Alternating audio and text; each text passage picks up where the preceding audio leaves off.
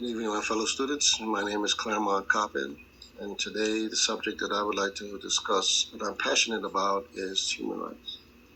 I believe that achieving human rights can be done not in my lifetime, but definitely in the near future by people caring more about each other and reducing the amount of greed and selfishness that we have in the world today.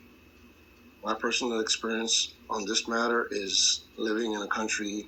I'm an immigrant from Guyana, where my parents both worked. They made good money. I had a great childhood, and then that subsequently changed in a significant way. My father then had to remove himself from the home to come abroad to find a better living. And as a result, that caused a lot of hardship for my mom and my siblings. Eventually, she had to come also because it was not functional for her to stay.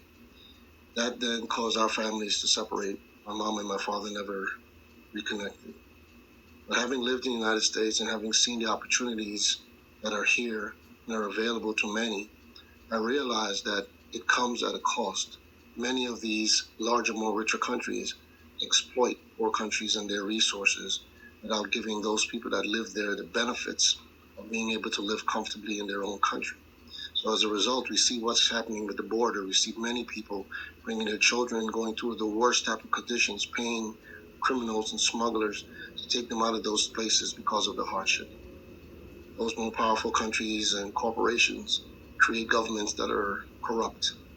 Even though they look just like you and I, they're corrupt. They take monies, they take wealth, and they put those things above the living standards and conditions of the people that live in those countries, forcing them now to have to live, in subhuman conditions. Why do I think that this subject should be important to a lot of people? Because I think most people are good people.